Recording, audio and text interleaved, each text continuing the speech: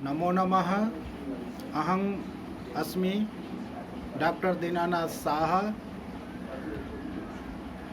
सह प्राचार्य संस्कृतं पूर्णिमा राम प्रताप संस्कृत महाविद्यालय बैगनी दरभंगातः। भौमित्राणि कामेश्वर सिंह दरभंगा संस्कृत विश्वविद्यालयस्य शास्त्री द्वितीय खण्डस्य पाठ्यक्रमे अनिवार्य प्रथम पत्र साहित्य छात्राणां कृते निर्धारितो वर्तते।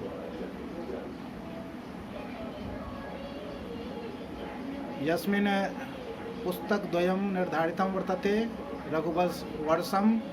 रघुवंशं षट्सप्तसर्गात्मकं तथा कादम्बरी शुकनासोपदेशः। पूर्व कक्षायां मया रघुवंश महाकाव्य विषये किमपि प्रतिपादितम्। इदानीमहं कादम्बरी सम्बद्ध किमपि चर्चां करोमि। भवन्तः सर्वे जानन्ति एव कादम्बरी गद्यकाव्यं विद्यते। गद्यकाव्य विषये एका उक्ति सुप्रख्याता वर्तते। गद्यं कविनां निकषं वदन्ति। उक्तिरियं विमर्शनीयाः रीति संप्रदायस्य उद्भावकस्य वामनाचार्यस्य वर्तते। विदुषां मनीषां वा मध्ये अयं मतः प्रचलितः यत् गद्यकाव्यं कविनां कृते तु निकषमेवास्ति। लोकोत्तरवर्णननिपुणकवयः यदि स्वकीयायाः काव्यकुशलतायाः प्रतिभायाश्च प्रदर्शनं कुर्वन्ति पद्यकाव्ये, तर्हि गद्यकाव्यं तु तेषां कृते निकषमेव। संस्कृत साहित्याकाशे गद्यात्मकं काव्यं प्रायेण अल्पमेवास्ति, किन्तु पद्यात्मके काव्ये नाटके च सर्वाधिकाः कवयः काव्यप्रतिभा वर्णन वैदग्ध्यं च प्रदर्शितवन्तः सन्ति। काव्यं तु कवेः सृष्टि, कवेः कर्म काव्यम्। इह द्विविधा सृष्टि परिदृश्यते। प्रथमा सृष्टिस्तु विधातुसृष्टि, अपरा च सृष्टि कविसृष्टि काव्यमिति। विधातुसृष्टिः तस्य नियतिकृतनियमेनैव चलति। तस्यां सुखं दुःखं च संभावेन स्तः। आशा निराशा हास रुदन शोक भय संपत्ति विपत्तयः सर्वे भावाः अभावाश्चास्यां तिष्ठन्ति। किन्तु अस्मिन् संसारे खलु संसारे या अपरा सृष्टि समानान्तरेण तिष्ठति सा तु कविः सृष्टि। काव्यं सृष्टिरस्या प्रजापतिः स्वयं कविरेवास्ति। यथोक्तम् अपारे काव्ये संसारे कविरेकः प्रजापति। यथा समय रोचते विश्वं तथेदं परिवर्तते।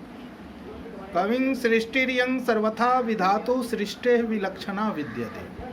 यदुक्तं ममटाचार्येण काव्यप्रकाशस्य प्रथमश्लोके नियतिकृत नियमरहितां आह्लादमयीं अनन्यपरतन्त्रां नवरसरुचिरां निर्मितिमादधति भारती कवेर्जयति। विधातुः सृष्टि नियतिशक्त्या नियतरूपास्ति। अस्यां षड्रसा एव विद्यन्ते। मधुराम्ल तिक्त लवण कटु कषादयः रसैः रसमयः अस्ति। किन्तु इयं काव्यसृष्टिस्तु शृङ्गार करुणा हास्यादिभिः नवरसरुचिरा अस्ति।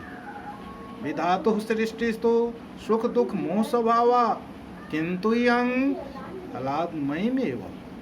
सर्वे जनाः अस्यामेव आनन्दम् एव अनुभवन्ति, कुत्रापि अस्यां दुःखं नास्ति। अस्तो अस्माभिः आलोच्य विषयस्तु गद्यं कविनां निकषं वदन्ति, अतः तमेव विषयम् अधिकृत्य अहं किञ्चित् चर्चा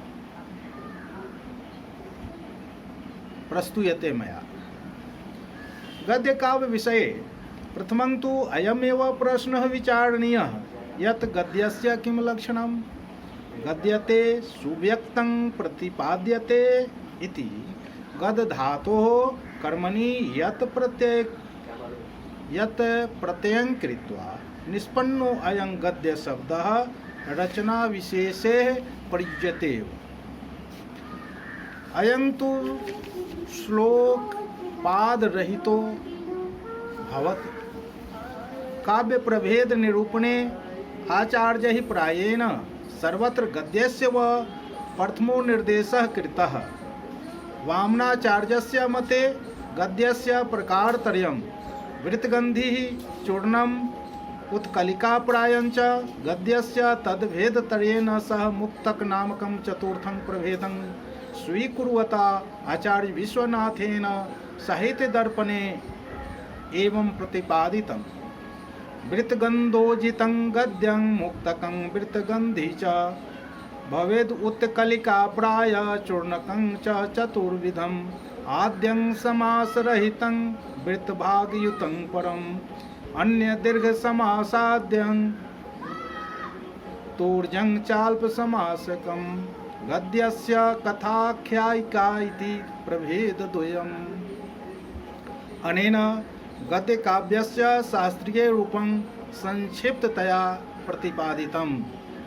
गद्यकाव्यस्य परंपरा तु महती वर्तते, किन्तु संस्कृत साहित्ये प्रायेण स्वप्रतिभायाः प्रदर्शनं नाटके महाकाव्ये चंपूकाव्ये एव कृतं कविभिः। अस्य एकेव कारणं भवितुमर्हति यत् पद्यकाव्ये काव्यन्यायेन छन्दानुरोधं भवति। छन्दसां नियतमात्रया तथा च गीतितत्त्वानुरोधेन अथवा छन्दयुक्तकवितायाः सुश्राव्यतया अपि सर्वे कवयः स्वकीयायाः प्रतिभायाः प्रदर्शनमपि तस्यामेव कुर्वन्ति। किन्तु गद्यकाव्यं छन्दमुक्तमेव भवति। अस्मिन् छन्दाडम्बरस्य सर्वथा अभावः परिदृश्यते। कविः अपि स्वतन्त्रः भवति स्वभावनानां विचाराणां वा बन्धने। गद्यकाव्ये कवेः कौशलं सम्पूर्ण सुंदर रचनायामेव जायते। गद्यकाव्ये तु हृदये स्थितः कल्पना भावना यथेच्छं सञ्चरन्ति। अस्मिन्नेव अवसरे कवेः वास्तविकं परीक्षणं भवति। कवेः कल्पनायाः पाण्डित्यस्य शब्दकोशस्य अलङ्काराणां विविधकाव्यनिर्देशकतत्त्वानां परीक्षणं गद्ये भवति। गद्यकाव्ये हि भावानां कल्पनानां कार्पण्यं कवेः का प्रकटयति। अतः पद्यकाव्यापेक्षया गद्यलेखनं किञ्चित् कष्टतरम्। पद्यरचनयोः एकं छंद सुभग पद विन्यासो ही यथा सौंदर्यनमादधाति न तथा गद्ये। केचित् वदन्ति यत् गद्यकाव्ये छन्दसामाभवात् काव्यरचने का कठिनता, किन्तु ते अज्ञानतया एव इत्थं भन्ति। यदि गद्यकाव्ये काठिन्यं नास्ति तर्हि सर्वे महाकवयः नाटकं महाकाव्यं खण्डकाव्यं मुक्तकाव्यं वा उत्सृज्य गद्यकाव्यमेव कथं न आश्रयन्ति।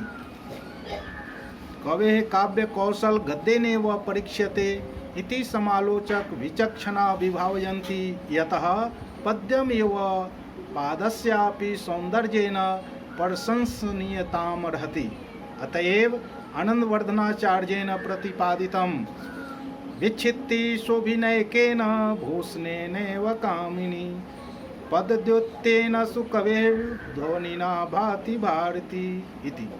अर्थात यथा एकेनापि मनोहरेण भूषणेन कामनी भाति तथैव चारुत संपादकेन एकेनापि पदेन कविता कामनी चारुतामावहति।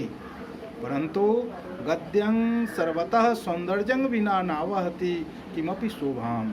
अतः गद्यकारः कवेः कौशलं संपूर्ण सुंदर गद्य रचने जायते। अतएव गद्यं कविनां निकषं वदन्ति इति सूक्ते समीचीनेव। धन्यवादः।